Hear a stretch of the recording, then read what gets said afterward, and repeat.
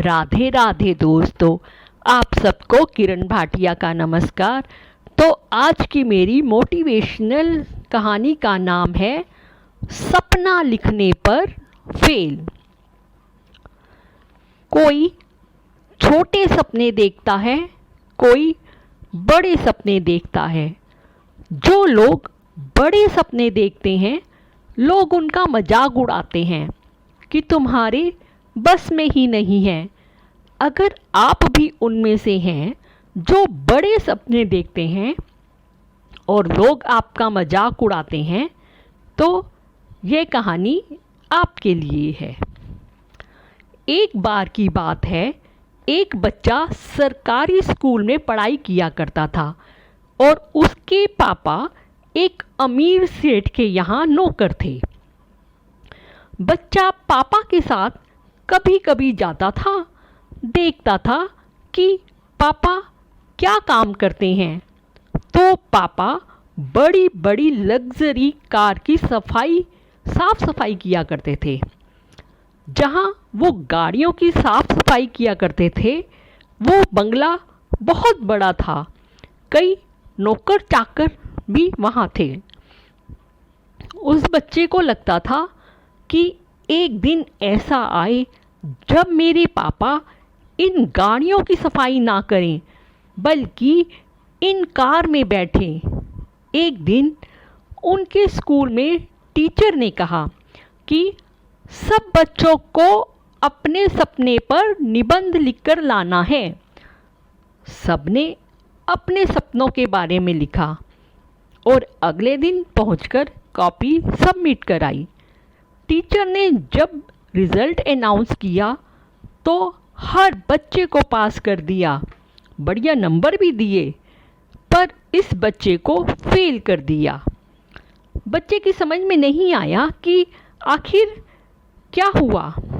उसने टीचर के पास जाकर कहा कि सर, मुझसे क्या गलती हो गई जो आपने मुझे पास नहीं किया, आपने मुझे क्यों नहीं पास किया।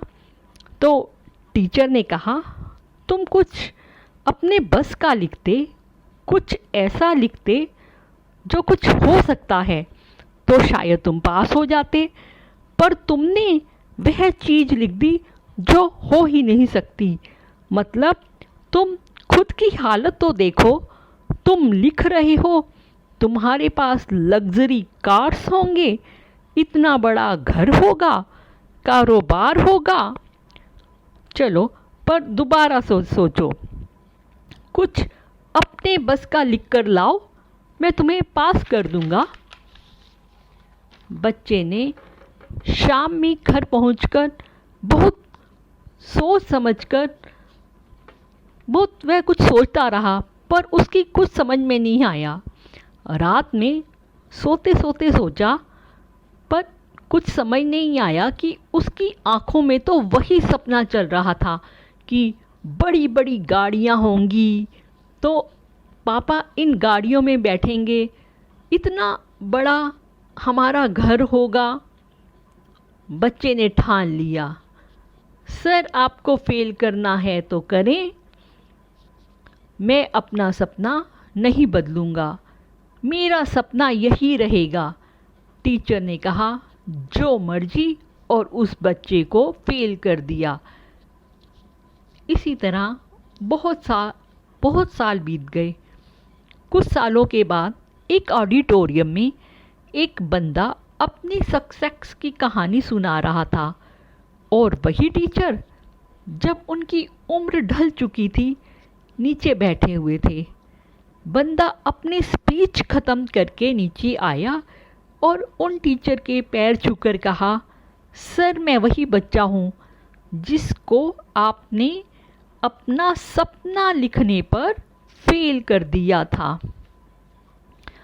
इसलिए यह छोटी सी कहानी हमें बताती है कि ज़िंदगी में कुछ भी असंभव नहीं है, बशर्ते आप बड़ा सपना देखें और उसे पूरा करने का हौसला भी रखें।